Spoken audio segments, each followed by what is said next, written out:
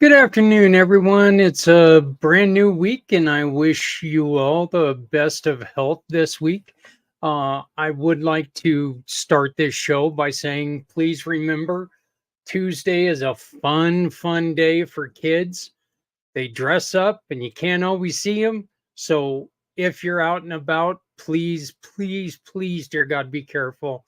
We don't want to hurt anybody, and definitely parents don't want to see their kids get hurt. So let's be careful there on Tuesday night, Halloween night. Kids, let's be safe out there, make smart decisions, and let's make sure that you do everything you can do to protect yourself. There are plenty of things you can do. I'm going to sound like that old man, get off my lawn. No, come on over. We got some candy. But somebody keeps eating it. I don't know who the hell that is, but somebody does. Oh, yeah, me. But try to wear something that's light, that's got color on it.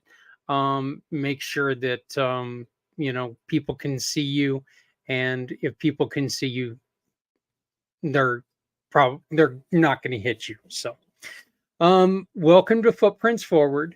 And we have a wonderful show today, a wonderful guest. I got to meet her right before the surgery, and she sent me a wonderful pamphlet that I read that I'm going to have her explain a little bit more, because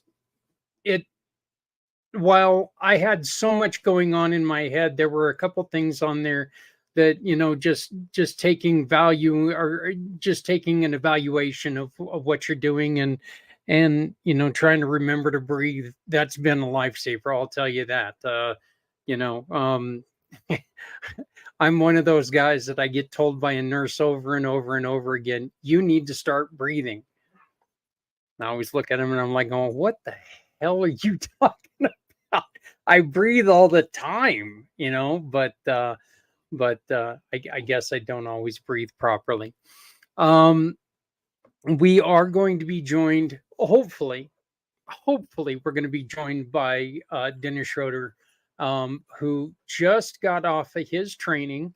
And we're also hopefully going to be joined by Stephanie Samos. Stephanie, the people who have her horse, they ended up getting sick. So she's in the middle of mommy duties, plus taking care of all of her animals on her own.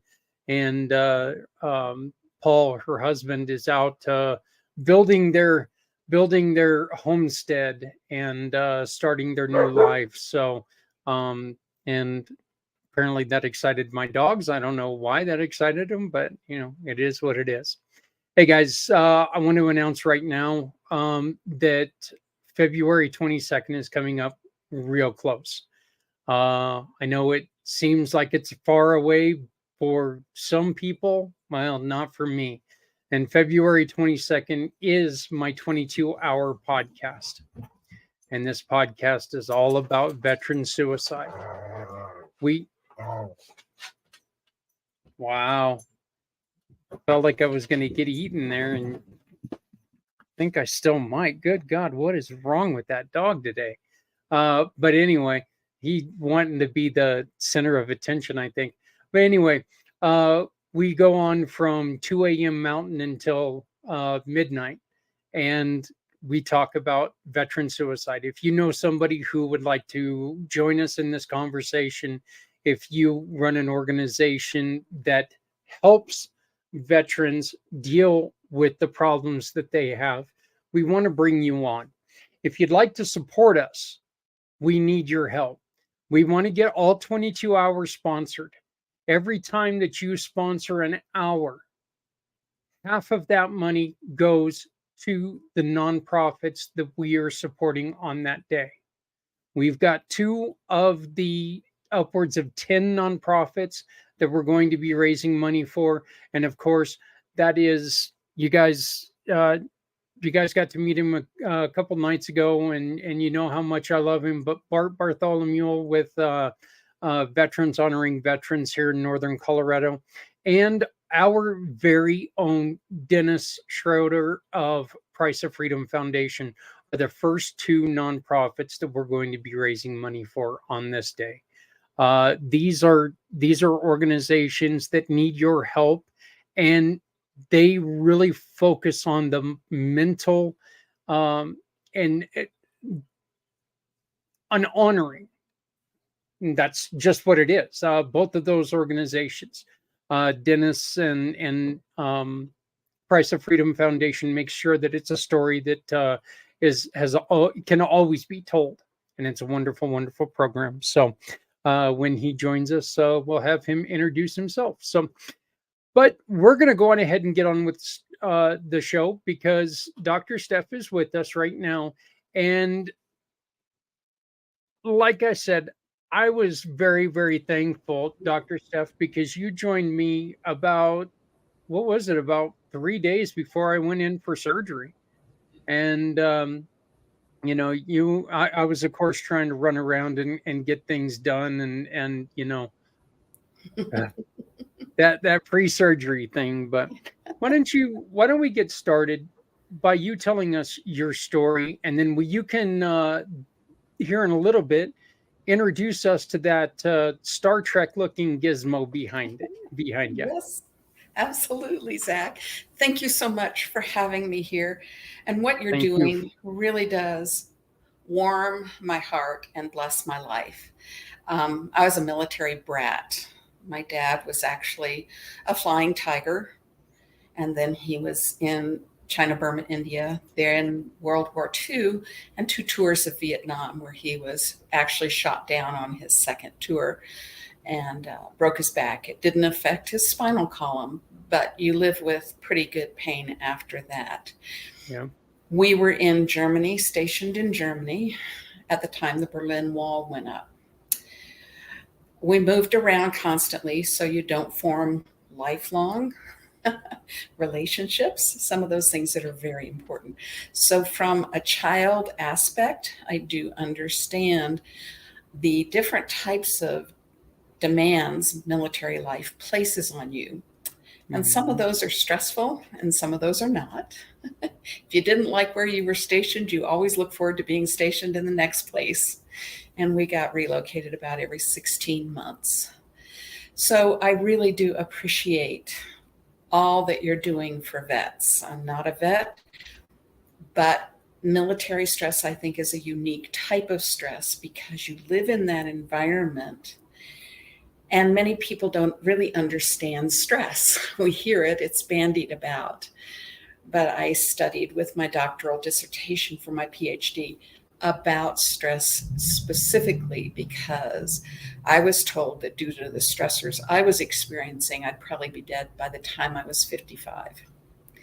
And I'm almost 70 now. So, it's like you can understand it and do something different.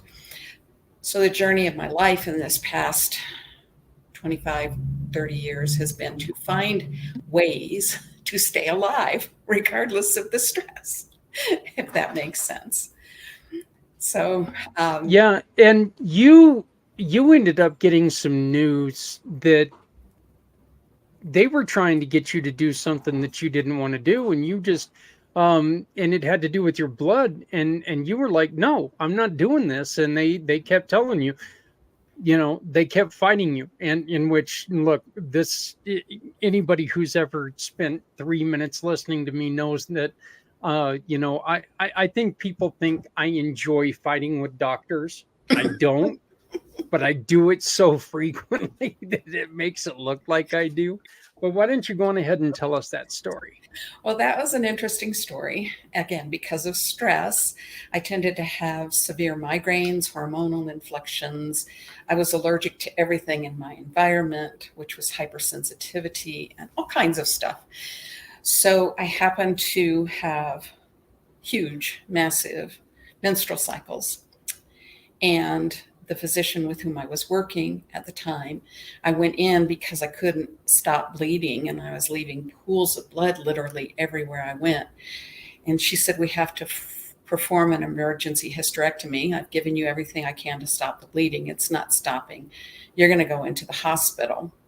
And your blood count is so low that you will have to have a transfusion." Well, I know from my experience, this is not something I'm telling anybody else to believe, but from my experience, I understand that they will do this. And they say blood does not take on information from the body, it's a safe thing.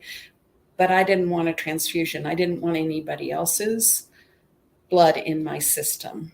And I knew that everything is energy, and energy follows intention, and everything is energy, and energy follows intention. So my intention was that I would have a surgery that would not require a transfusion. I would have minimal blood loss. I talked to her about what I wanted: minimal blood loss, a quick and easy surgery. And then I went in and told the same thing to the anesthesiologist. And she said, "But I won't perform the operation if you don't give me permission to transfuse you." Mm-hmm. I said, "I don't give you permission to transfuse me, but I do give you permission to perform the operation."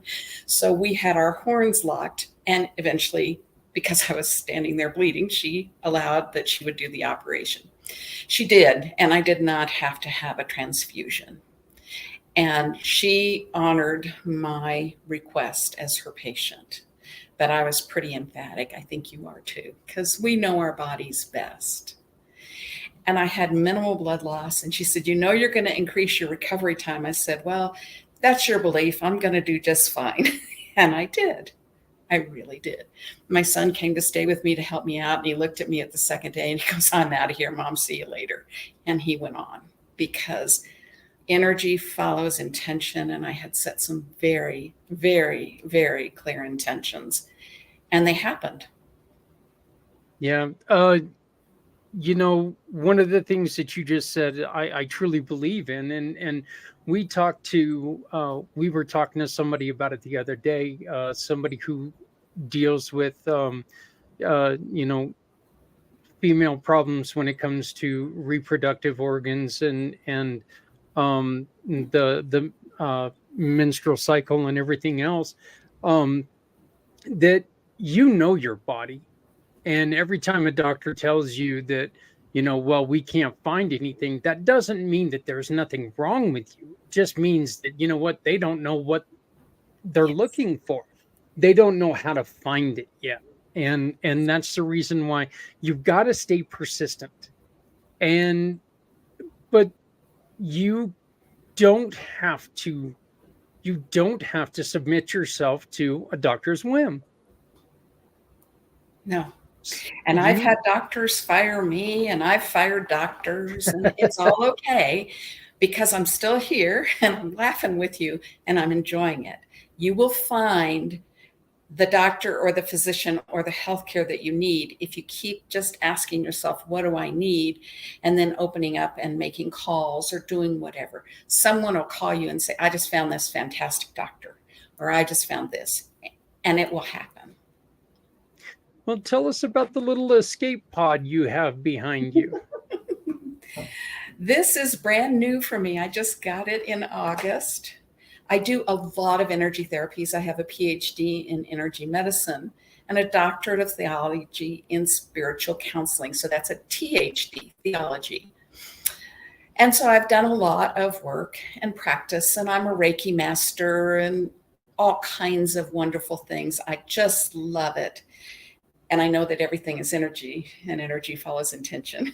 You'll hear that throughout the conversation. And I was getting old enough that I didn't want to do Reiki sessions, and I hadn't done massage for 10 years. And I really wanted something to bring together everything I had learned about. So in my massage office, I used to have a music bed, and people could lay on the music bed and let the vibrations take them into la la land after their massage, because music actually changes the activity of your blood cells and your brain. Both my son's third grade teacher was the same, and he knew what was called the Mozart effect.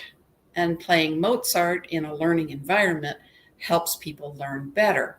So he would play Mozart when the boys were in his classroom. And so music, it'll change cellular activity. It'll change the way your brain works. It'll change so much. And the vibrations help make that gentle shift and transition. Also, you can see there's a white light up here. I can change this to 10 different colors. And you sit with the light, and you sit in a zero gravity chair, so you don't have much pressure on any specific part of your body. And under the chair is a subwoofer box. So you get the vibration, you get the lights, you get the music, and the music comes at you in a spiral. There's speakers on either end of this beautiful chamber, and the music comes in, and because of the orientation of the chamber, it just swirls around you. So it gets into every part of your body. Your ears are not the only part of you that hears. Your skin, everything hears. So it's just a wonderful healing tool. And you get in there and you get 1 hour of pure healing time. Pure healing time. And most people don't get 1 minute of pure healing time. So this is phenomenal, and I'm just so thrilled to have it. I can also work with people like I did with you, sending them some information that actually can change the course or the outcome of an event in their lives. And that's one of my favorite things to do. My motto is change your word, change your life. Yeah.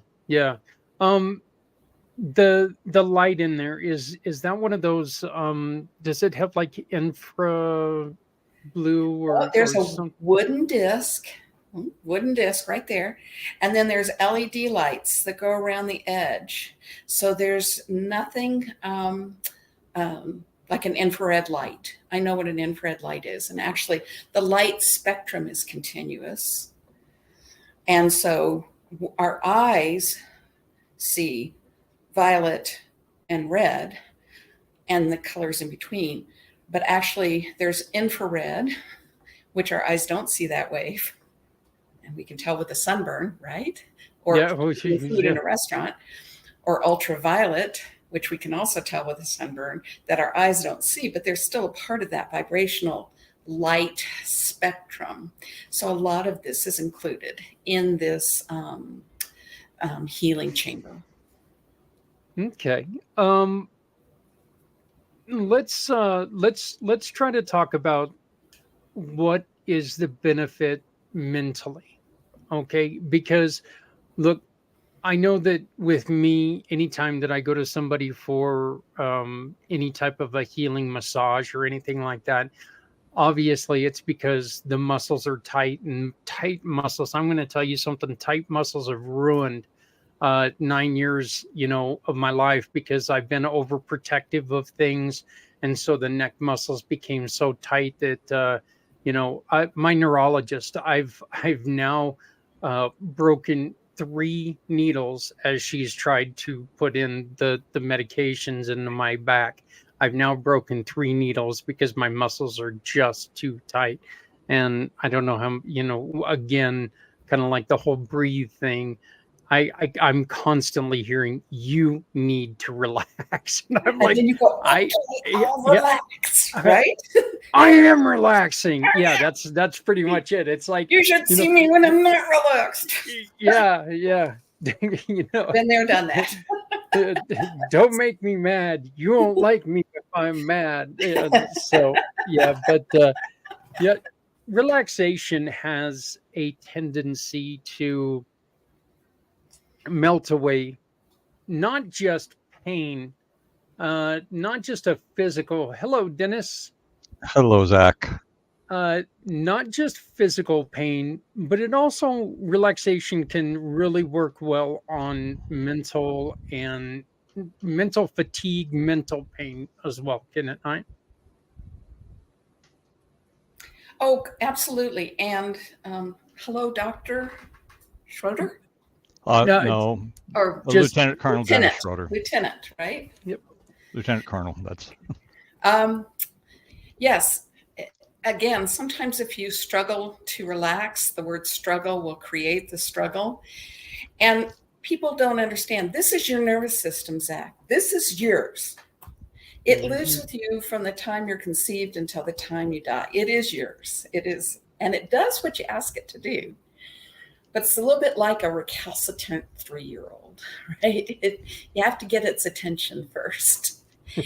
And I inform my clients about the sympathetic and the parasympathetic nervous system, how to operate within those realms easily throughout the day so that you get 12 hours of sympathetic, fight, flight, or freeze, parasympathetic, rest, digest, and heal. And you can't be in the activity of both of those at the same time.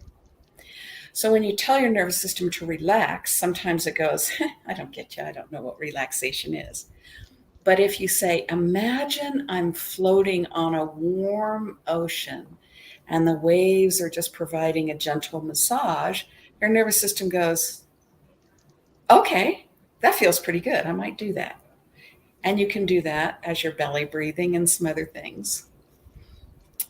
I actually talk about 5 self-healing skills, which is the first one is drinking enough water. If you're not eliminating toxins, they will build up, and your cells and your muscles especially build up lactic acid as you hold them together. And then when you finally get them released, because the lactic acid acts like glue, right, and keeps them tight, you finally release them and that lactic acid is released, you can have a little bit of a feel like you're coming down with something feeling. Whereas if you're drinking enough water, it's eliminating that lactic acid. So how much? 1/2 ounce per pound of body weight. Pretty easy. The second is probably becoming your favorite, belly breathing. If you're using your shoulders to breathe, your shoulders are not the breathing muscles. You have this nice big diaphragm below your rib cage, and that's a nice big muscle. And anybody in the military will tell you, you want to expend the least amount of effort for the greatest reward, right? So you right. want to use the big diaphragmatic muscle for breathing and save these small muscles for relaxing and calming down and doing their jobs. If they're tied up doing a job they're not assigned to do, they really get stressed and they will break needles. Okay. And they'll say, watch this. Watch Yeah. this. Break this needle. Okay. Yeah, I'll tell you, if I start breathing with my gut, you guys better watch out there in Grand Junction. You're going to feel like, you know,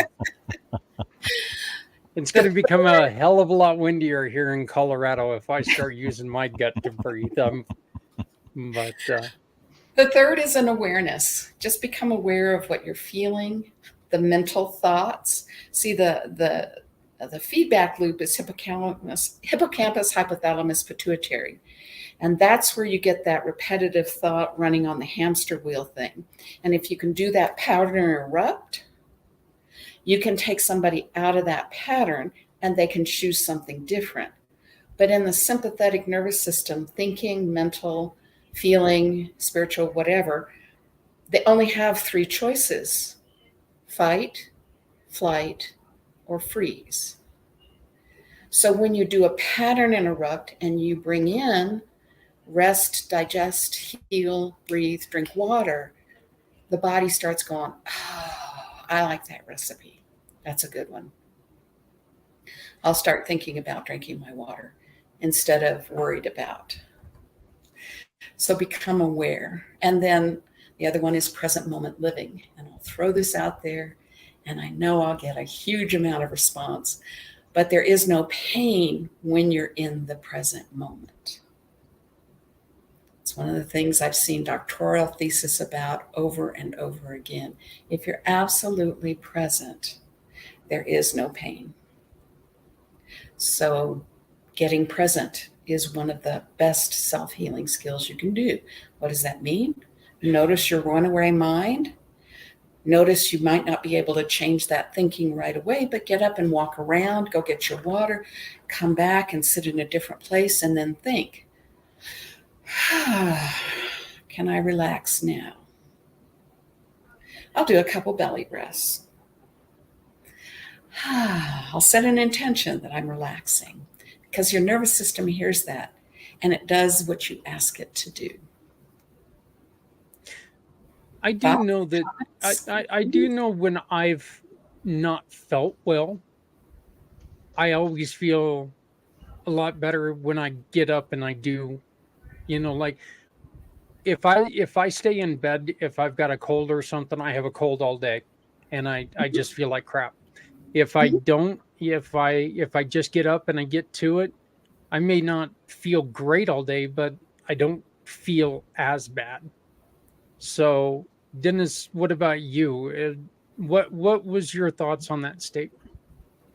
Well, the question I had is, and I apologize for uh, joining late, but when you're talking about not experiencing or feeling pain, are you talking about people who are dealing with issues in their thoughts that are painful from the past, or because I know Zach has experienced it, and I know I did actually prior to my spinal surgery in August, that in the present moment I was very much in pain.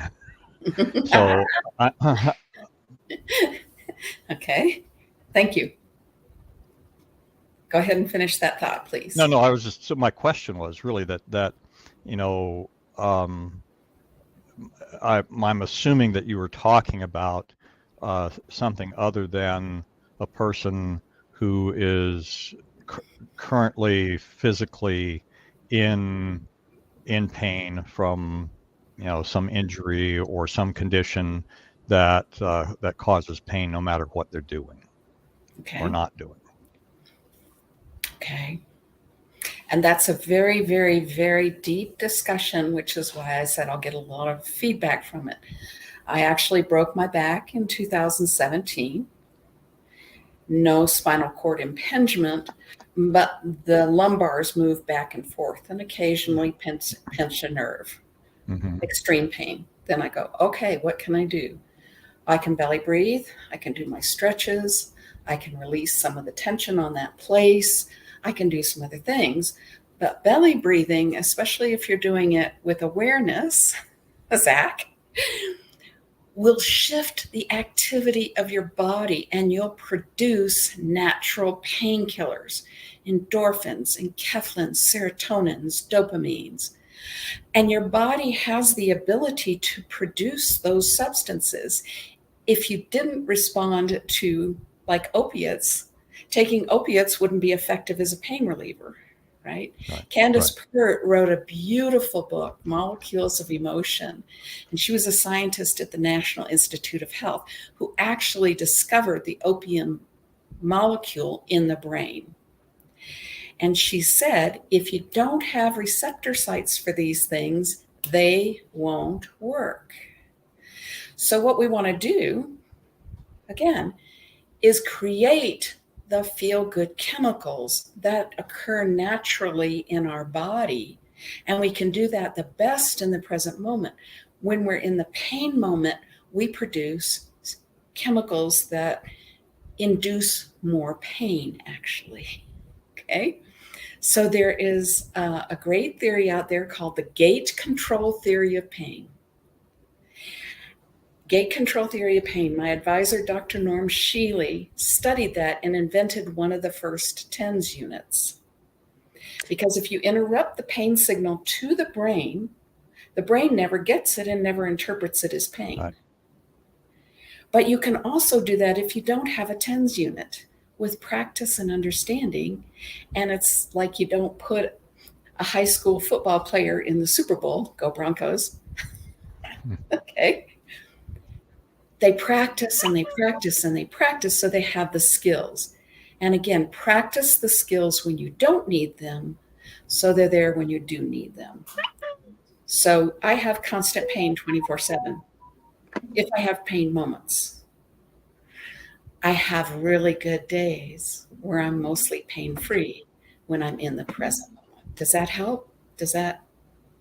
Okay. Well, I understand what you're saying. Yeah. I just know that my own experience was, I mean, I actually, this was an 11-year process of degenerative things happening within my lower back. So L4 to S1, with multiple areas of impingement caused by deposit of bony material throughout the area by my body. And so I am familiar with the TENS units, and actually, well, had tried those with medical supervision, but they provided no relief for me. And so it was, I've done a lot of body awareness in the past. I got my master's degree in counseling long time ago, and have experience working with clients about body awareness and tension and releasing tension that they weren't aware that they were carrying. So I practiced a lot of those things myself. So I managed my pain fairly well. In fact, when I had a consultation with my neurosurgeon back in April of this year and was reviewing the MRI, he was shocked by what he saw, not only on their MRI, but on me. He said, almost none of my patients that present like this are physically capable of walking because the impingement was so severe. But I was walking. I mean, it was painful, and I, over time, became aware of what body positions I could be in that minimized or almost eliminated the pain, and utilized those. I mean, it was in a seated position like I am now, or laying flat on my back. I was like, okay, I had to do a mental battle with that, going from somebody that used to be extremely physically active. I was a runner, hiked in the woods, climbed the mountains, all of that for fun, to now being in a position where I was a couch potato, essentially, to be as pain-free as possible. But that at a certain point, that impingement was going to get to the point where it was going to paralyze me, is what they were said. So, I was glad to have the surgery done. I'd say it was about 95% successful. I do still have an issue with my feet, where I have a sensation of my toes that it feels like they're wrapped in tissue paper when there's absolutely nothing on them. So, there's some areas they weren't able to clear out, and it's only when I'm in bed at night that I'm really aware of that. It doesn't, and so what you're focused on really does make a difference.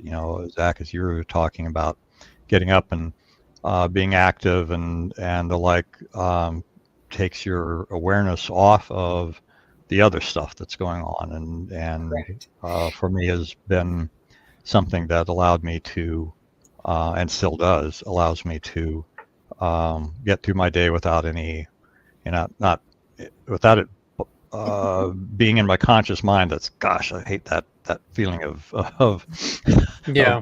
feeling like my toes are wrapped in something that's not even there. Right.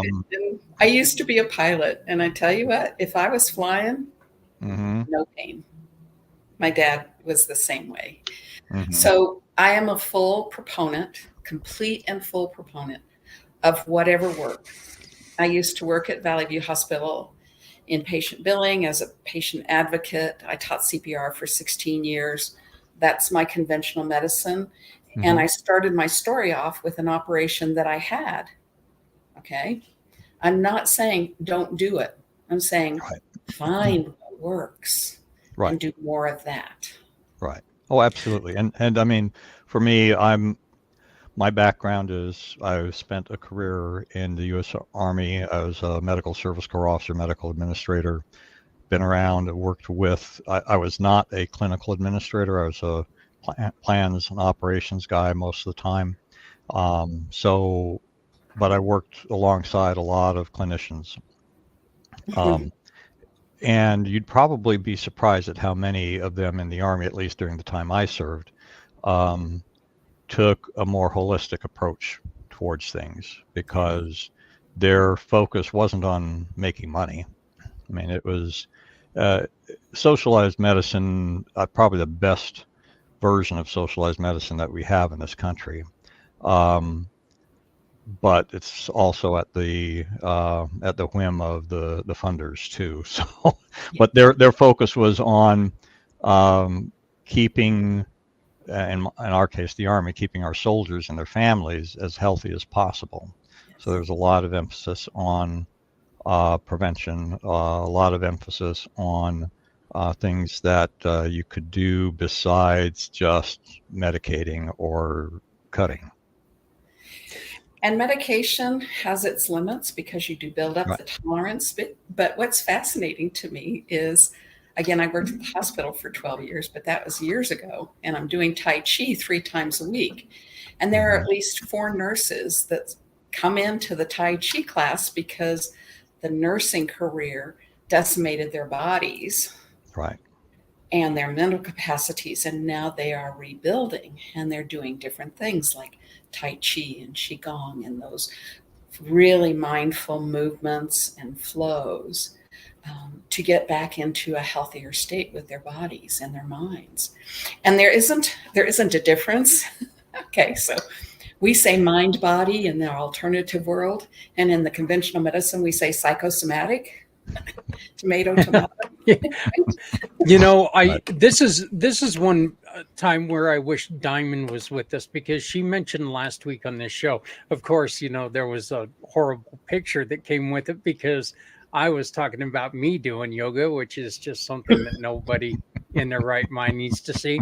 But you know, Diamond was talking about yoga, and when we had her on the show, even Wednesday night, she was talking about it's one of those things that can really get you from going, it's, oh God, I don't want to do this. This is going to be horrible.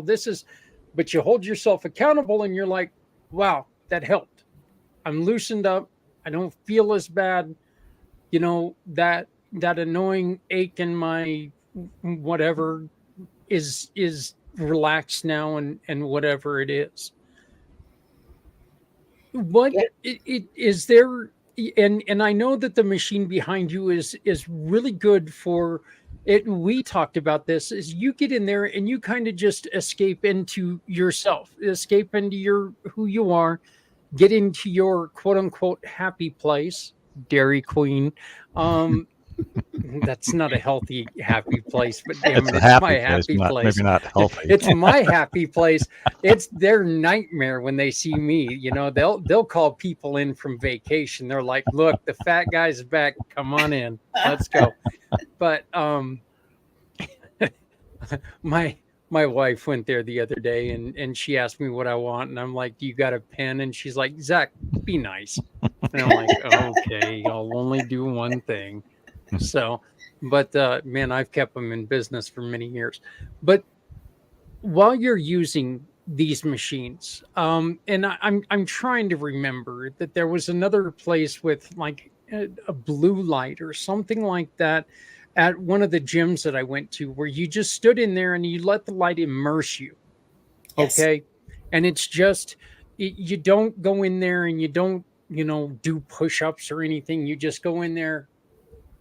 You be just being sometime is something that, something that you've said that really sticks with me is that I have migraine headaches every minute of every day.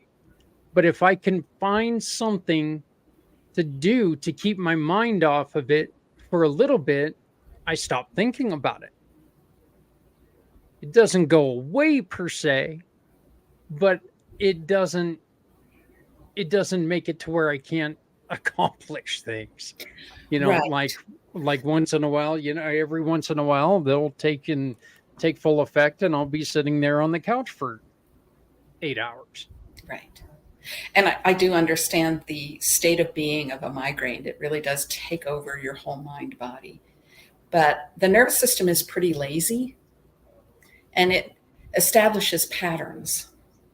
And that establishes then expectations, which brings up thoughts, and thoughts become things. So when I was dealing with migraines, or I had the migraine condition or whatever, I would say, oh my gosh, today's going to be a migraine day. And sure enough, Yep. it'd be a migraine day. Yep. Whereas I say today, and I've been migraine free since 1997, and I had one migraine that lasted for 5.5 months. So Zach, it sounds like yours has lasted longer, but it's a pattern. 9 years. Established pattern that the nervous system goes, I'm too lazy to change. He knows I'm going to be there. I'm his friend right now, whether you feel like that or not. And when you can pattern interrupt, it's amazing. It's absolutely, like you say, you find something to do that interrupts the pattern and the total focus on it.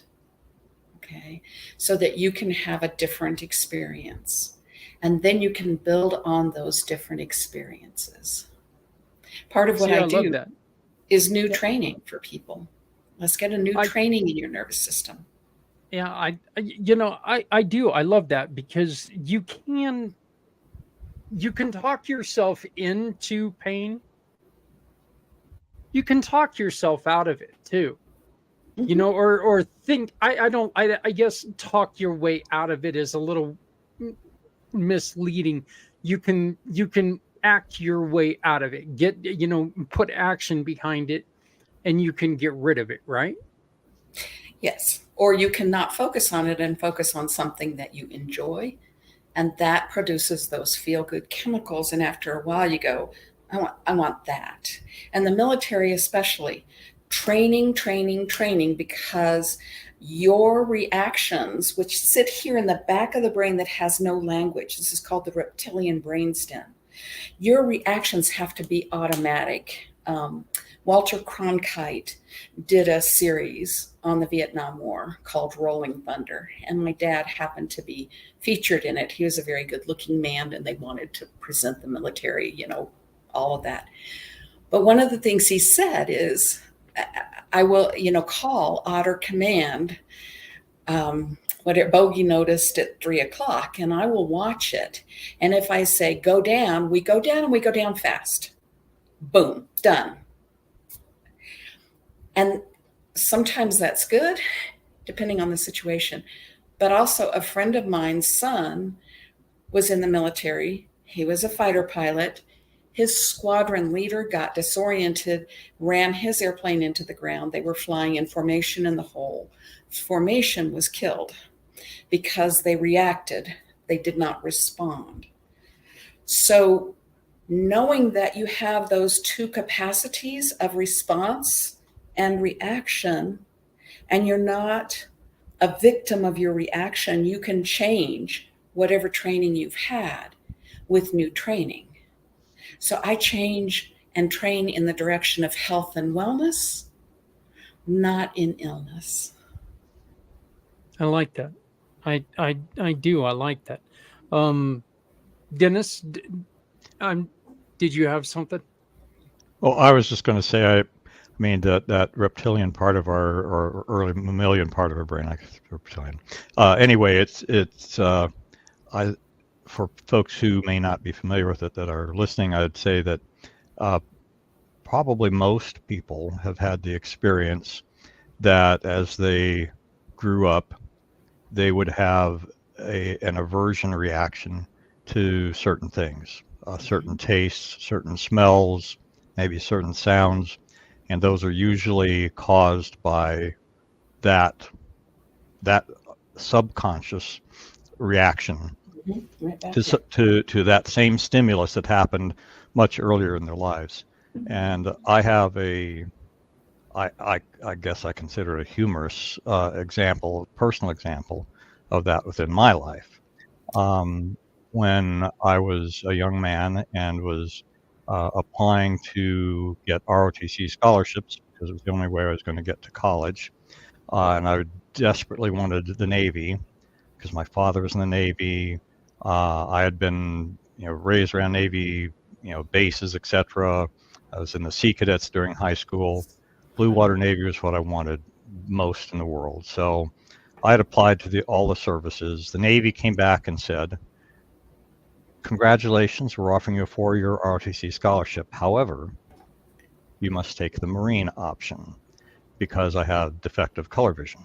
And that was crushing to me. So in my oh so wise mind, I decided I was going to deal with my crushing disappointment by getting together with a couple of my buddies, and we had alcohol. Yes, I was 18, underage drinking. Yes, I confess. Alcohol is decision maker. I was going to say, I hope so, because if this story goes where I think it's going to go, if it started out with, we grabbed the Kool-Aid, I think you'd lose us on the story. So there were 3 of us. We had a half gallon of vodka. My intent was to drink myself into oblivion, blackout. That was what I wanted to do. Mm-hmm. So the bottle of vodka was gone, empty, and I was not anywhere close to the state I intended to be in. One of the other friends had a small bottle of Scotch whiskey, and he mixed up 3 drinks of Scotch and water. I had exactly 1 sip of that Scotch and spent the rest of that night and most of the next day puking my guts out. From that moment until about 12 years ago, anything that was brown liquor, whiskey, Scotch, bourbon, whatever, the smell of it made me want to throw up. Yes. But there is an interesting thing happened when I retired in 2000. I was brought back into the Army in 2011. A bunch of the guys I was with, we were at Fort Knox, Kentucky. So a bunch of the guys I was with took their spouses, and we'd go on these tours of the bourbon distilleries, and at the end of the tour, they would give out samples. And so I was determined not to be the guy that was just, no. So the first couple of times, it's like, okay, I'm going to tough this out.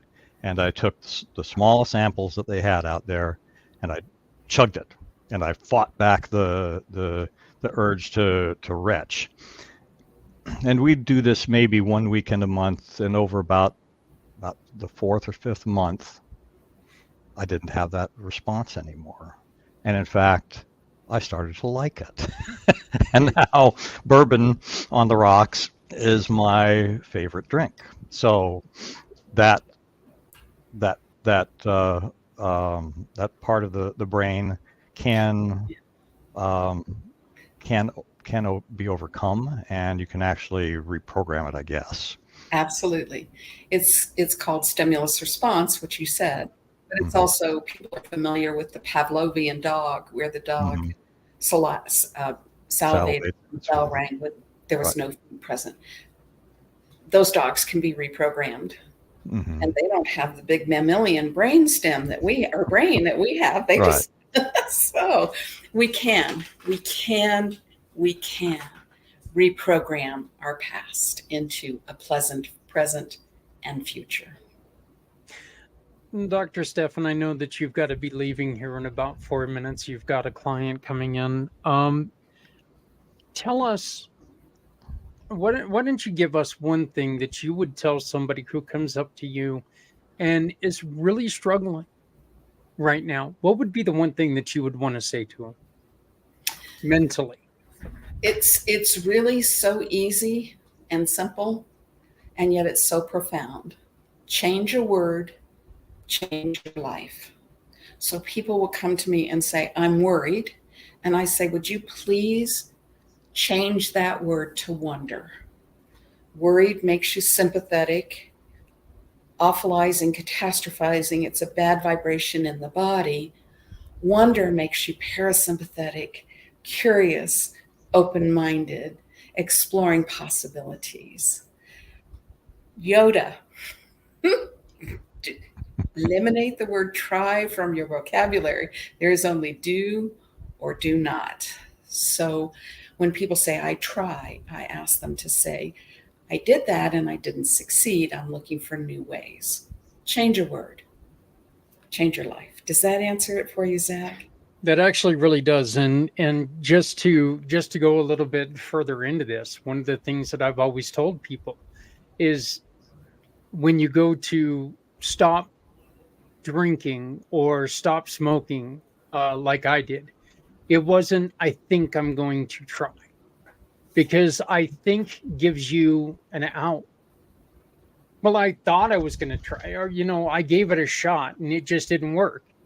No, I'm going to stop smoking. And I stopped smoking. I was smoking 3 packs a day. And I have not picked up a cigarette in 16 years. Wow. And another really powerful word is I intend. Feel the difference in the vibration. I'm going to try XYZ. I intend. Feel the difference in the vibrations.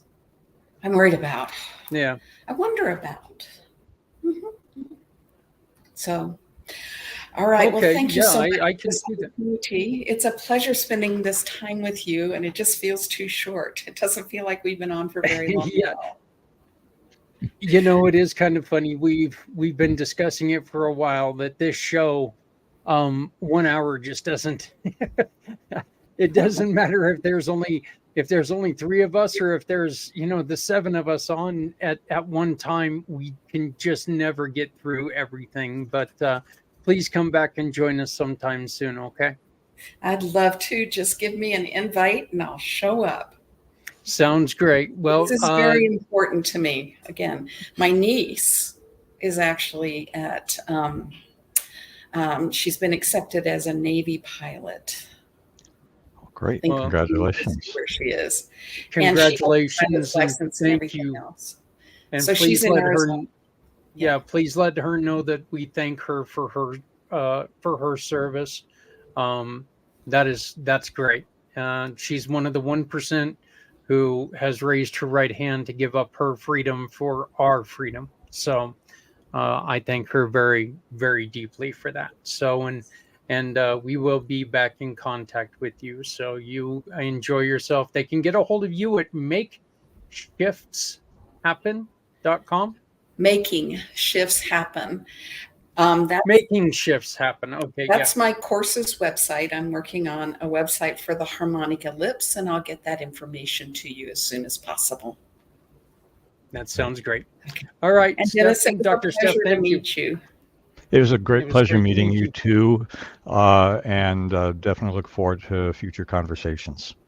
Okay. Have a great rest of your day. You too. Thank you very much. Well, Dennis, we know that I know that you jumped in a little bit late on that, but you want to tell people a little bit about what you've got going on, and sure. Give your introduction, please. Sure, absolutely. Well, thank you, Zach. My name is Dennis Schroeder. I'm a retired lieutenant colonel from the U.S. Army. I founded the nonprofit organization, the Price of Freedom Foundation, where we tell the full life stories of those who paid the ultimate price for our freedom, those who died while in military service to our nation. You've got our website up there, our phone number, and my email address. So anybody who wants to find out more about us. Anybody who has a contact with someone who has lost someone while they served, we'd love to talk with you. Whether you're a family member, whether you're a veteran, maybe you're just a friend with somebody that passed. We want to be able to gather and tell those stories. So whether it's you paying your own individual tribute, or we do an entire book and video documentary, we run the gamut. I also do business consulting to help fund this because right now we don't have grants from any organization, and we have no major donors. So basically, any business owner with one employee or more, we have connections with folks who've been specialized in a variety of areas that will most likely be able to help you save money on taxes or save money in your operations without making any major changes to what you're doing. And there's a dozen or more programs that we have, and a few of them do have very small upfront fees. Almost all of them are paid on performance, so, and as a percentage of performance. So when I had my own small business as a property manager, I definitely wish I had had this resource available to me then, because I was not an expert in taxes. I was not an expert in certain areas of operation. I knew what I was expert at. That was the operation of our property management functions. But all these other areas, I know I left money on the table that could have gone to better use elsewhere. So you can contact me about that at those numbers, and well, not at the website, but at the email address or phone number, and just let me know you're interested in discussing what we can do for your business. And actually, a lot of folks like the self-service portals that we have, because you don't have to be pouring your heart out to me as somebody you barely know, and you can get a sense for what's possible for your business based upon several key metrics. And if it makes sense to have a further conversation, then we can. So. Yep. Well, that sounds great. And I made the announcement a little bit earlier, and now we'll just restate the announcement that the Price of Freedom Foundation is going to be one of the nonprofits that we are going to be raising money for on February 22nd, which is 2Save22. Unfortunately, the number is no longer 22, so don't keep that in mind. But there was a lot of money spent to get everybody used to the number 22 being associated with our veteran suicide. Unfortunately, that number has skyrocketed. Right. One of the things that you offer people, and we'll go on ahead and finish it off with this, is exactly what you said earlier, Dennis. You offer a story to be told. And that way, this isn't just another statistic. Right. This is a story that will not be lost because it will have been told. Absolutely. And there's much more impact when you know the person behind the statistics. We are anesthetized, I think, to the tragedy by using statistics. When you talk about and I'm thinking specifically about drug overdoses and deaths from that because of a conversation I just had. I think about my son-in-law, who was such an amazing young, well, he was in his 40s when this happened, but he was, to me, an amazing young man who I don't think he intended to overdose, but he did. And his loss is felt by a whole lot of people, and continues. This was probably 5 years ago that he passed. So with our servicemen and women, we believe that their stories deserve to be told because they, like every person who's currently serving, took that oath and said, I will lay my life down on the line for the freedom of this nation. And currently, there's only a small handful of people whose stories do get told beyond the immediate family and circle of friends. And I think that's a disservice to them, and it's a disservice to our nation, really. We have no political agenda in any of this other than to say, we want to recognize who these people were, the lives they lived, the impact that they made on people, and the loss that was suffered. Yeah. Well, I'm looking forward to this. And once again, if you want to help sponsor us, we invite you to please get a hold of us. We're looking for at least all 22 hours to be sponsored every time you make a purchase of a sponsorship. And well, we're ending the show, but he popped on just in time for the end of the show. So how's it going, Patrick? Oh, it said 5:50 on the thing. Well, I'm so sorry. Oh, it was probably Eastern time that it was. Yeah, Eastern Standard Time is I don't know. I'm sorry my about bad, that. my bad. But hey, I made it. Hey, you made it. Look at that. Right in time to give us who you are. Yeah, Patrick Miles of Carish Global. Just a guy who loves Jesus more than anything. And one of the things that I do is I'm launching a media company called Consuming Fire Media. One of the things that it's doing is it's a podcasting company. One of the many things it'll be doing, and one of the podcasts is the Pitman's podcast.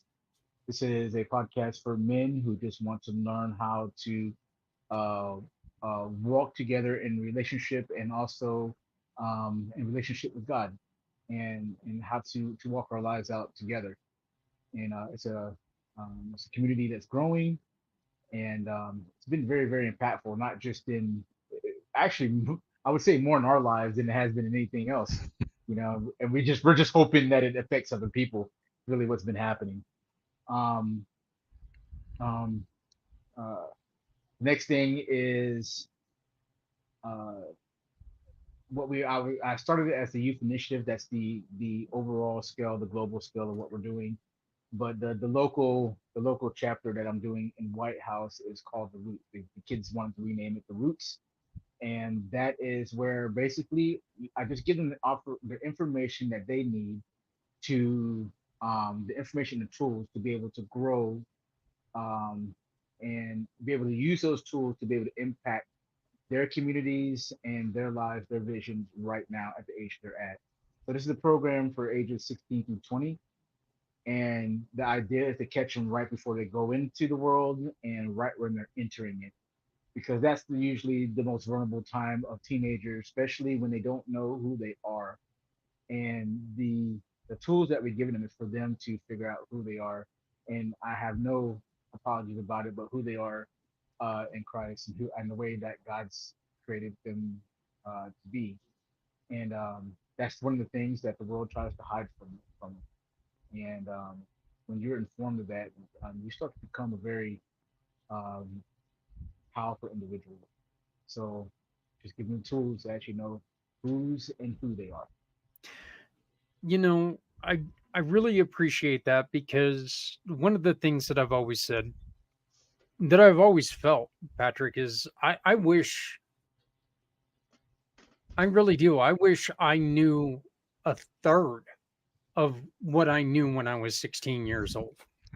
I mean, I knew there, you couldn't tell me anything at 16. I knew it. I absolutely knew it. I wish I had a third of that knowledge from when I was 16 years old. Of course, now in hindsight, I didn't know a damn thing. Yeah. Probably still a little bit on that side, but I've at least experienced a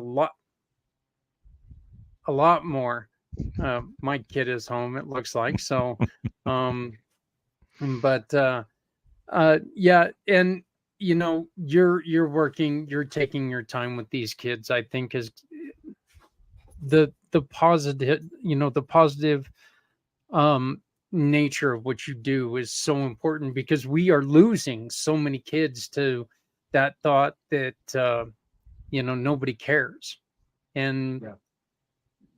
that's just simply not true.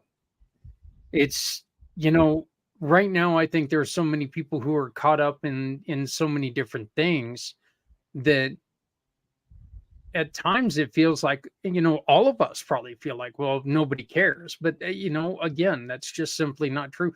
There's so much going on right now, you know and the old saying, look, adulting sucks. It really sucks right now, because we're so inundated with the bad news, the stresses of today, and everything going on. So I really appreciate everything that you do with those kids. Man, I appreciate that. You said something really important just now, actually. I just had a 2 hour conversation with a brother today about like that message that you're saying that maybe that people are receiving. And it's not just teenagers, it's people. I deal with a lot of different people, not just teenagers. And the thing that I constantly hear is that nobody cares. And the thing is that the message that people care is not being received by people. So maybe the way what we're communicating is by our actions and maybe the things that we're doing, even though we care, is that we don't. It's in quite the opposite. That's why I appreciate things like this show and stuff like that, because um, instead of just you can see through the conversations that we have with people by them sharing their stories, the care, not only for their stories, but the care that you have for the people viewing this to to get as much information to them as possible. And that's where people can receive that, okay, all right, these people are caring about this message, I'll listen more. And that's actually how you get people, you earn a person's heart by caring, right? And a lot of times we try to earn people's heart by telling them what to do. And that usually works the opposite. I know I'm a person that once you tell me what I gotta do, you know what I mean? Like I'm gonna pretty much do the exact opposite of that. Like I'm Yeah, like, I yeah, don't. yeah, my brain Yeah, I just don't. goes, I don't take well to. Yeah, I still don't take well to that either. That's just. I think that's and I really think that has to do with leaders. As leaders, we're not ones who like people telling us, especially telling us what to do, and that's why I try not to tell people what to do. I try to suggest certain things. And I think that's one of the main important, or one of the biggest importances of what we're trying to do here is we're trying to make sure that people understand, look, we're not telling you about one way. yeah, We're telling you about every way we can possibly tell you to help as many people as we can. Because the only thing that we're going to tell you for sure, there's only one thing that the three of us know for sure, that this life is not going to be the same without you.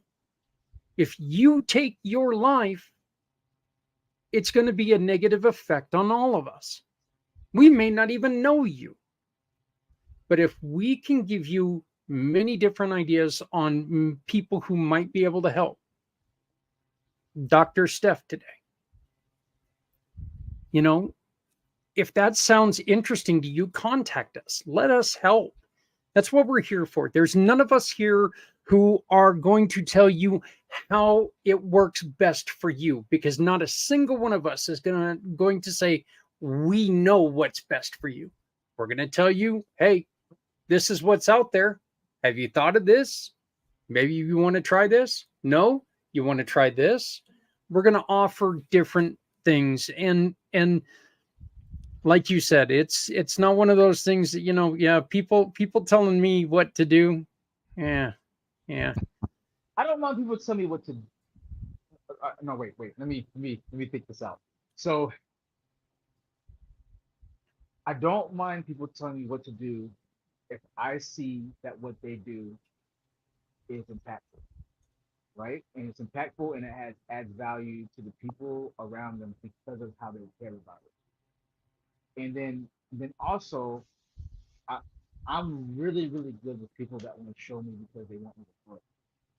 That is what I'm okay with. But when you have like my thing is I don't like people trying to get me to conform to something just because they say that I should. That is where the things that's where I have that's where I'm very disagreeable. Because if you just say you need to do this because I say so, well then that's the problem that I have because you need to show me why I need to do this, not just because you say so.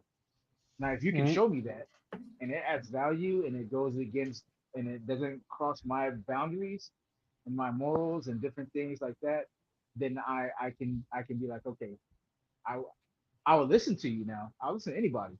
Once you say you got it, like that's why a lot of government stuff and a lot of stuff don't work well, don't sit well with me because I've learned in the military that just dealing with officers and different things like that, people can tell you what to do. You still have an obligation to yourself, and no matter what the situation is. And there's people out there that just like they're telling you what to do that just do not have your best interest at heart. They just want you to do what they want you to do. Control over care. yeah, yeah. Well, again, I completely agree with you. I'm still not one that, you can suggest it, but don't tell it. It's like, okay, because I'm also kind of one of those guys that'll sit there and be a little wise ass ish about it. And I'll sit there and go, really? Will that work for me? Will that work for me? And get all excited and everything. And they'll take and walk away, and I'll turn around and go, I don't even know what they were saying because I'll tune out immediately. But it's just like, and it's one of those when it comes to it, it's kind of like telling somebody how to deal with an injury. I mean, I can tell you how I've dealt with mine. Dennis, you can tell people how you've dealt with yours. Right. Patrick, you can tell people how you've dealt with your depression, but we can't tell you that that's exactly how you're supposed to deal with yours. We can tell you what we've done, dare I say, lead a horse to water, but it's not, we, I think a lot of times, and I think a lot of the, personal opinion here, but I think one of the reasons why um, America itself is in a lot of trouble right now is we're trying to pigeonhole people into certain groups. You are this or you are this, and you're no longer standalone this person. You're either this or this. Uh, I well, ain't either of them. I agree. Yeah. I think it has to do with our the limitations in our capacity to categorize and to deal with people and groups, and it goes way back to when we were in small tribal communities. That there's a limit. About 150 people is about the limit that most people have to have direct personal relationships, and beyond that, it just becomes simpler and easier in our minds to then to categorize or okay, this person belongs to this tribe and or that tribe, and it's you just get all lumped together, and whether that tribe is a tribe from 1,000 years ago, or whether it's talking about political parties or any other way that we break things up. I mean, I don't know what the current terms are in high schools, but I'm certain there are groups in high schools back when I was ages ago in high school, the jocks and the nerds and and the like. I mean, that's just how our brains are structured, I believe, and it takes effort for us to break through that and to recognize that each of these people are individuals and to get to know the person, because nobody falls into a category perfectly. You know, Dennis, you say that about, you know, we like our tribe is about 150 people. Mm-hmm. There's no way it was that way before social media. I didn't know 150 people before Well, social no, media. I'm just saying the Maximum anthropological capacity. studies that Yeah. Oh, I've yeah, read yeah. basically were saying back, you know, when human society was tribal, that was about the limit. Once the tribe reached 150 members, that's when they'd break up and they'd go, you know, become two tribes and etc. And that's it. Kind of plays out in our own lives. The studies I read were basically pretty well designed and controlled. And you know, of course, there's standard deviation. You know, you had people on both sides of that were, but the vast majority of people had somewhere in the neighborhood of about 150 people that they knew, and that was the max. And once that you reach that, then you know people would fall off, and they'd stay with that number. Um, and I say that not to, you know, to I don't really have any conclusions about what that means in our daily lives right now, but and I believe that social media can give us some tools to expand that number if we choose to. But I think we should be aware of the fact that that's kind of how our brains are programmed, and that you know, with awareness comes choices. So we can choose um, to recognize that that's happening, and we can choose to um, make an effort to get to know people on a deeper level that are, you know, in what we would otherwise lump into a category. I think this is. We could go on and on because Oh, you know yeah. we're with y'all are dear friends of mine, and you know I just love getting together with you here, and so our conversations could go on for hours. I don't know how interesting it's going to be to your audience though.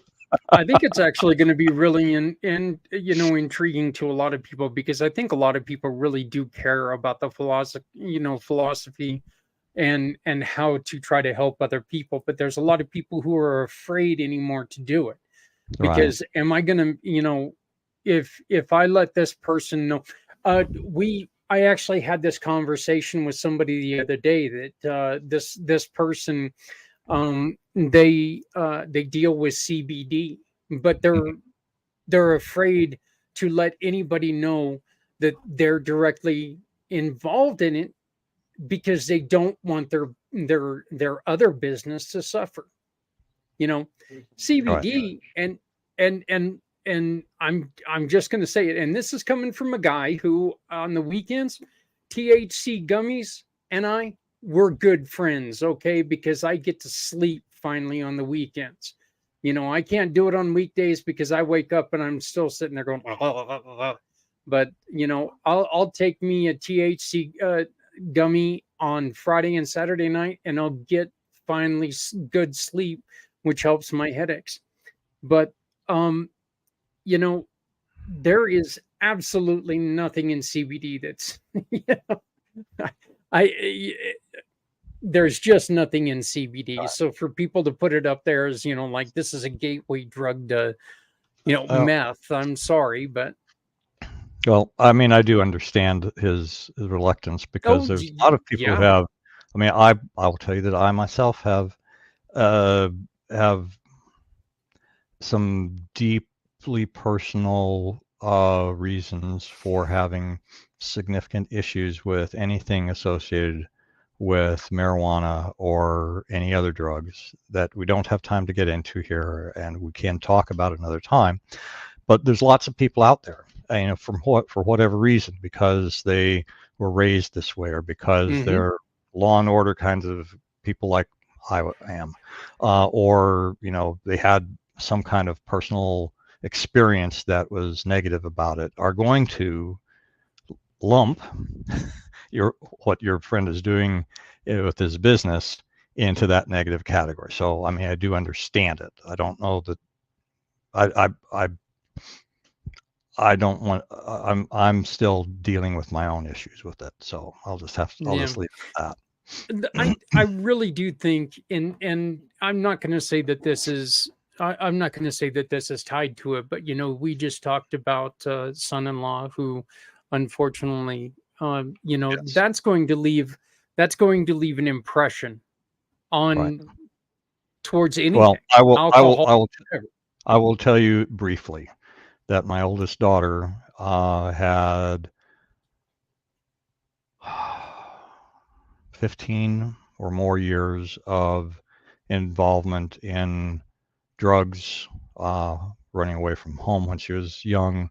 prostituting herself, and being beaten and left for dead, not once, but 3 times, is the factor that makes this a very emotional thing for me.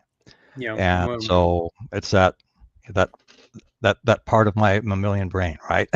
It's like my reaction is no, I don't have anything yeah. to do with it, Yeah. because of that. Yeah.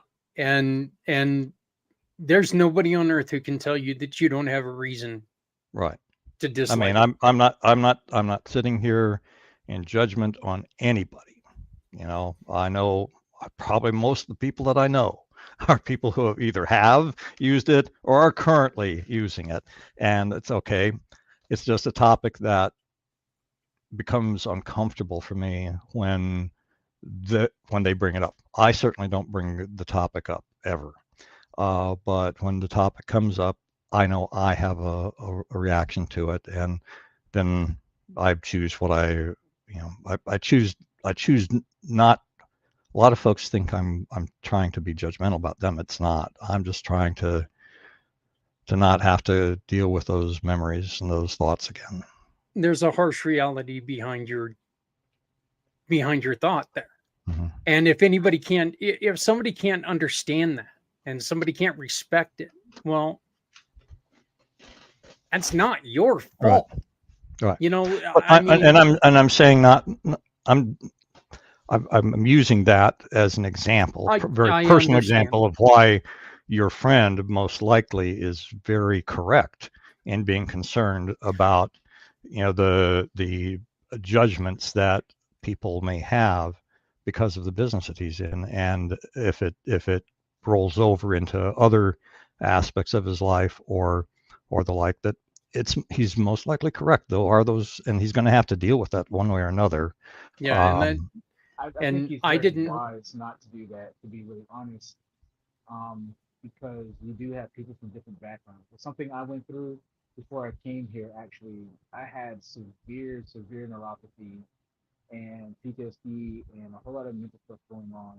And during that time, medication was killing me. And then I started taking CBD first. CBD was helping a little bit, and then I went to because in Florida, medical marijuana became legal, and then it was just like then you had I had a doctor that actually curated things for me, like mm, actually like it was very very specific.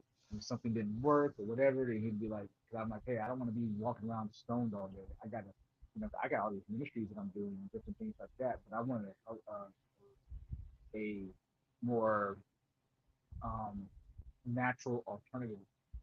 The thing is, this is the caveat for me. Like, so I already had suffered from drug addiction earlier on in my life, and so like that was the thing. I mean, I had made a like kind of like a thing with God that I would never go back in that direction. But it had gotten so bad that it was like from my belly button down, like it was like I was on fire, glass going through my veins, and like that's in your lower regions and everything like that. That's unimaginable pain, man. Like on a daily basis, if you're not sleeping, not eating because all this stuff is happening to you, like, and you have mental issues going on at the same time, which is so much. I will say this, and this is kind of like my stance on those kind of things. I think your friend is very wise for not, because I think your business that you have to do between you you should keep to yourself. Because there are people that will use that information against you, especially if they want to take advantage of that. Those are those situations.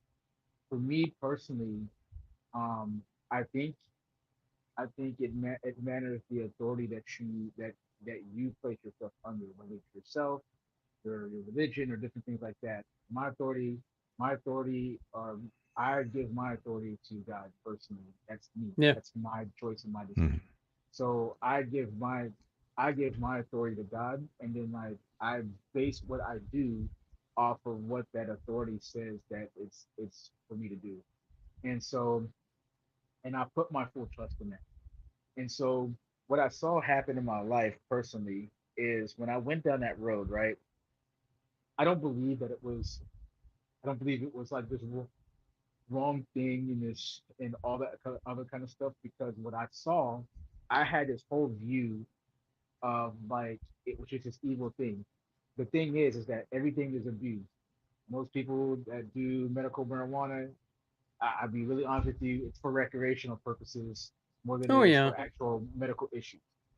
And but what I saw was I saw children and old people and all kind of stuff that were in this place that I would never have thought would actually need these things, and it helped them in a medical sense. So I'm not the authority to say that, these things are wrong in that sense, but I do know that there's a difference between like the person that needs it medically for certain issues, because I do believe that there is those things. It's like any other drug that helps, right? Then I also believe that the majority of people are looking for a release over the medical aspect when it comes to that.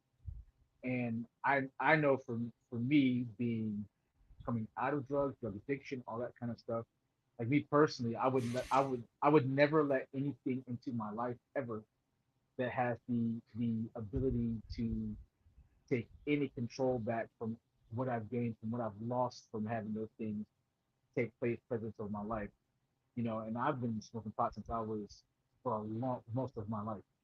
Yeah. So, and that is my, if anything, I could always smoke pot. You know what I mean? Like literally, that's the truth. If I was to be honest about it. But there's this thing where it's like, how am I, like, what if I want to, with what the things that I'm doing, right? If I'm wanting to point people to Christ or to God or whatever, it makes it very hard for me to actually have that message with those things to attach to. And then not only that, it's um for me, it's just simple. It's simply for me is like I trust God to take care of those things for me, which when I did that, it actually worked. That's what actually worked for me. Like when I started to put my trust in God to be my healer for things, there were things that were the cause of my sleeplessness and different things that when I started addressing them, the way the Word of God was telling me to, um, where I started addressing those real issues and being like, all right, God, what am I supposed to do with these things that would keep me from sleeping? Um, then that's when the healing came. It was actual, real, practical, tangible things that I was more used to ignoring and looking for the quick solution than the hard work that was going to be needed to overcome it. When I started trusting God with the hard work, like the strength to get through the hard work that was needed for me to overcome the actual root issues of my issues, because I had diabetes. Well, I need to quit eating freaking sugar and everything else, and cakes and Twinkies and ho-hos and whatnot. That's really what was the problem, and eating rice and all these things that I wasn't supposed to be eating. So what when I thought the medical marijuana was helping me was like it was suppressing my appetite. So I wasn't eating all these different things, right? And then I started to lose the weight. When I started to lose the weight, then the neuropathy started to go away. But then, you know, but then there was other side effects that started to happen where it actually, um, because they don't tell you sometimes with the psychoactive effects that these things have with you over time, where just like any other drug, anything that you take for the most part that is not natural to your body, for your body to have, it always have this other thing or when you take too much of something, but it's just supposed to be a natural thing, because even aspirin, like you can take one aspirin, it helps with a gamut of things. But if when you start taking, it says to take 200 milligrams, but then you start taking 800 milligrams, and if you've been in the military, we all know about the ibuprofen horse pill, the Hmm. cure all for everything. They Yep. give you, they say, hey, only take 400 milligrams, but then like, they give you this big bottle, so you're like, shoot, I'm hurting bad, so I'm gonna take Yep. 1600. Yep. That's what happens. But then there's effects that happen. It's the same thing happens with these things. I am a believer of those things are natural and they have their purpose. If I was to take a stance on something, that's what I believe. I believe that there's purpose for these things, that it's not always nefarious, but the world and the way that the devil works is he always takes what's good and converts it to something that's going to be evil to Hmm. destroy you. That's his whole purpose. In saying that, that's why I just really saying that that's why I kind of like let that be my filter, because like right now I'm not struggling with neuropathy. I'm not struggling with I mean, even when I'm struggling with those mental issues now, instead of having this quick thing that I go to that may help for the moment, but it doesn't help me long term to overcome it, which is that's what you actually really want. You want to be able to overcome the issue, not keep coming into the issue that has been a problem. And so a lot of times you have to get to the root of the issue, which is what I believe that God allows you to do when you do things the way He's asking you to do. And that's because I've tried just so many different things. The thing is, you always need that substance or that thing to over to get through the moment, but you never overcome it. God is a God where He says, "I've made you more than conquerors." So what He's saying that you're not just a conqueror. You're a conqueror that takes territory, and then you go, and then you not only take territory, but you occupy that territory, hold it, so no enemy can ever come back and occupy it, and then you still go occupy some more. You go even further. That's His design for humans and for people, mentally, emotionally, physically, and spiritually. And um and what I found, and I'm not just saying it, I'm saying this from experience from my life, not yours, not anybody else's, but experience in my life is that I was always um, um, the way I always approached things with anything that was extra that came into that was that it always kept me in the same place. It never let me rise above it. And I'm really cool with a God that's going to help me overcome and go beyond. And that's where I don't need anything but Him to do that. I don't need anything else but Him and His Word and His truth to do any of that. And what I've seen is a massive ability in my life to not overcome, but to crush through barriers, to like literally blaze through things that people say that I can't or never would, or things that I never thought that I could overcome. I never would have thought I could have overcame depression the way I did. But not only is depression something I'm overcoming, it's becoming a strength that one day I believe I'm gonna be on a TED talk one day talking about this stupid mess about depression and all that other kind of stuff. That's my goal and dream to be able to do that.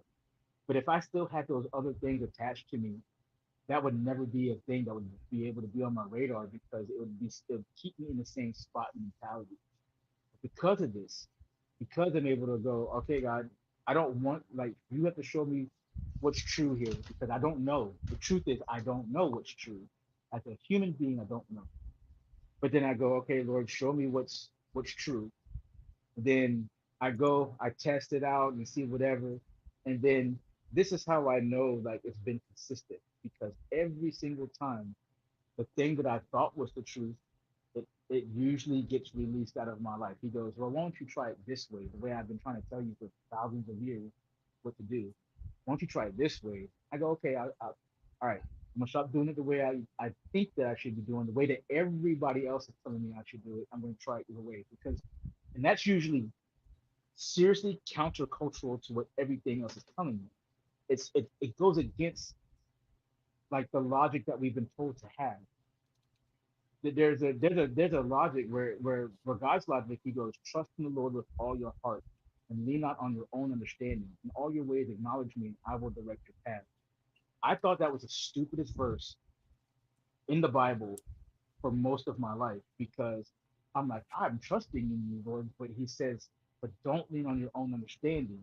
So I'll be like, I'll pray to you, I'll do this, but I'm always trying to understand things my way. And he's saying, don't lean on your own understanding, trust me, and let me do what I want to do for you. When I started literally taking that as my medicine instead of everything else, I'm like, okay, I don't understand why I'm not supposed to do this, Lord, but I'm going to trust you. The next thing you know, I didn't need, like when I first came here, I was still taking a lot of different things, and or not a lot of different things, but I was using the oils and stuff like that, um, sublingual oils and stuff like that, the tinctures, Hmm. The and tinctures. yeah. So, because that was, to be honest, like the pain that I was in, like there was no medicine that could touch it like that did. And so at first I was just like, okay, I'm taking this thing, and I remember like um my dad was just talking to me. He was just like, he's like, son, he's like, if you, as long as you keep taking this, you will never, you won't get to the purpose that you are created for. And I sat there one day and I was just like looking, I was thinking about it and thinking about it, and I'm just like, well, I don't want to need this ever. I mean, I don't want to need anything. I don't want to need anything. And then I sat there and I was like, okay, Lord, I don't understand, but I'm going to give this to you. And I gave the rest. I didn't take the rest. I gave the rest. Like, I'm going to give it to you. And what do you know?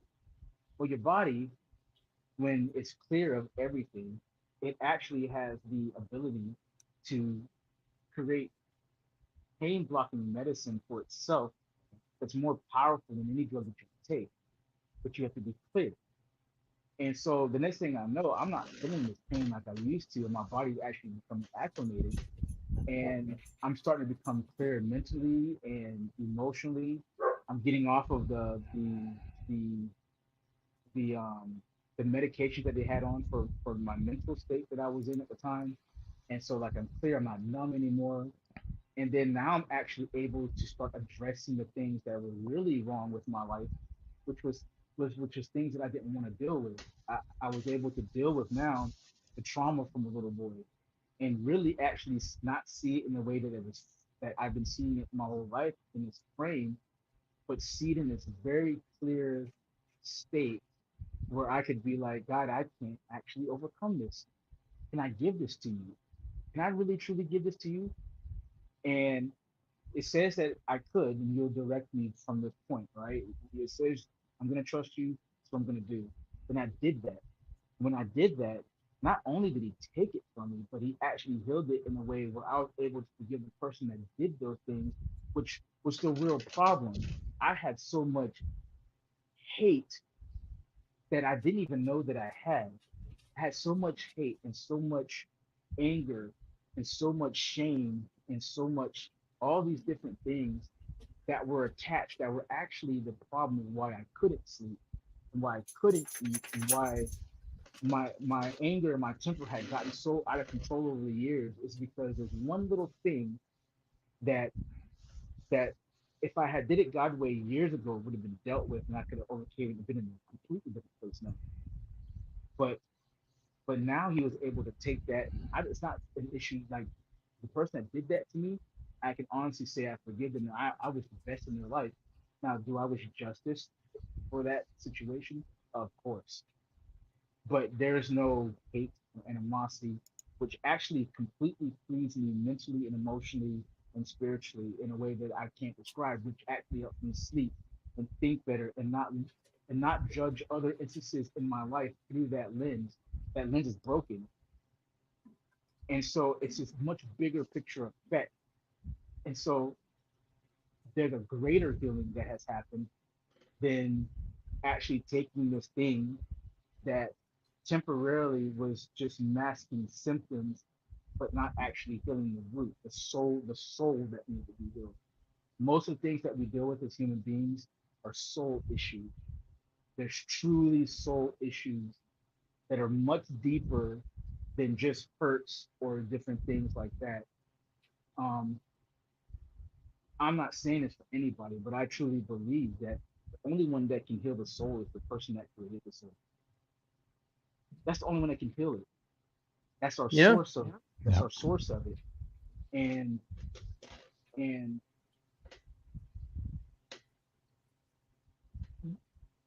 when you look at everything that's happening, when you look at, if you really take a stop and look at your internal life, like most of the things that we do are temporary fixes. And we have to keep going back to that temporary fix. Keep going back to that temporary fix. But there's no true overcoming and healing of that issue. That cannot be like that cannot be power. That cannot be the state of being that we're supposed to be in as human beings with this. Like if you just take a look at just our bodies and how they're made and how everybody's so uniquely made, it is made with such efficiency and thought and care and beyond ingenuity that there's no way we're supposed to be living these basic lives and destinies and it's just not it's not just really think about what we are really how we're just created and the potential that lies in just that little bit of creation. If you just take a little bit of it, if you just take one cell and look at the intricacies of it, the magnitude of what that is able to do, just one cell, you're talking about you're made of all these different things. And they work independently of each other, but for the same purpose. That means you're created for such a greater purpose than you could ever imagine. There's more power that a human being has when it's connected to the source that actually governs it, the source that actually governs it. And when you're disconnected from that source, you can't find your purpose. You can't get the healing that you need. You can't, I'm not saying that there's other factors outside of that that might influence those things. Like there's just time and chance that happens to us all. It's in the Bible. Like sometimes you just get hit by a car. That's got nothing to do with God hating people or whatever. It's life, you know. But the actual true destiny of a human being, what a human being is capable of here, is completely shut down by all the outside things that disconnect. Because everything wants to disconnect you. If you notice, everything in your life, for the most part, says God does not exist. It tries to tell you this. Everything does. Why is that? It doesn't make sense. That everything is trying to tell you God exists, but the things in the world that are literally made by God screams He exists. But everything is trying to get your brain to shut that off. Why? But man, when you start, I'm telling you, when you die and you meet that thing that is God, you cannot deny the other things that your eyes are open. It's just open, man. And that's when you start to realize, like, man, this. Yep. It's the original. As you're talking about that, I'm thinking about folks that are wrapped up in conspiracy theories. Well, it's the original conspiracy against God. Yeah. Yeah. So right. and I just wanted to say, Patrick, I mean, my observation here that if you are able to review this from the beginning, I just think you're going to be amazed at how what you shared ties in with what was what the guest was talking about. Dr. I mean, Stephanie. Dr. Stephanie was talking about. I wish I wouldn't have missed I mean, it. and I wish I would have missed it. Dang. she did not take it from a point of view of a Christian faith. However, what she was talking about and what you were talking about dovetail very, very, very well. So They're all they were both spiritual. Yeah, You know, this is not yeah. about No. I'm just Christianity. saying that This is you about know God. this. This is Yes, different. right. What I'm talking about is just like I am a Christian, I don't like if you want to label something. I am a Christian. I'm a follower of Christ. However you want to label that, Mm-hmm. you name it how you want to. But that's just who I am Oh personally yeah. because of how I see God. But we're just talking about the actual source of God's creation, all these different things. Right. That's an undeniable thing that's denied Right. because of our own logic. But that doesn't even make sense. And when you just put a drop of blood on a microscope, it doesn't make sense to deny that. It doesn't Right. make sense to look up in the sky and see what you see that is unexplainable on a level that can't be explained. It's crazy to me that that you got a fish tank back there. You can look at that fish tank on that screen, and there is no doubt in this world that somebody created that fish tank. You can look. You have to. There's no possibility that you can look at that fish tank and be like, man, there was just a cataclysmic, just events of things that just happened together, and boom, fish tank. I turned around and damn, it was right there there. it was. So- That doesn't make sense. But this is what the world tries to tell you, man. That doesn't even make sense, brother. Yeah. I'm not trying to blow up on nobody's stuff, man, but I'm just saying it don't make sense. So like, there has to be a source for that we are supposed to be connected to. That the reason why the world is the way it is, so lost in confusion, so lost in its understanding of itself, so lost in every, we all know it's darkness. We all feel the darkness getting darker. We know it. It's literally because the source is being disconnected in our hearts and our minds. That's why we can't feel the way we're supposed to. That's why we can't that all these mental issues that we are dealing with in the world right now is disconnection. It's disconnection from the original source that can heal those things. Reason why we're going through just, if you've been through depression, you know it's not just a mental thing. It's a spiritual thing, brother. There's I think disconnection is probably the best word for that. Whenever you're down and you're out, you're disconnected from something. And I mean, I love your passion. I love everything about it. And I hate to say it, guys, but we are way over time here. Way over time. We're almost twice what we should be. So, yeah, we've run another show we're about to run almost over 2 hours, which is it's truly okay. But I do want to thank you both for jumping on, and look, I love you both, and we're gonna continue this. We're gonna keep this going. But we're gonna have to say goodbye for this week. Yep. So for Patrick, for Dennis, for the rest of the family who was unable to make it today, my name is Zach Clayton of CommunityPayItForward.us. Please join us and see how you can help people. Hey, everybody, look, please love somebody out there because somebody out here loves you. Remember, no one has to go it alone when we all come together. Join us again next week as we continue our mission on helping people through depression and suicide. Thank you.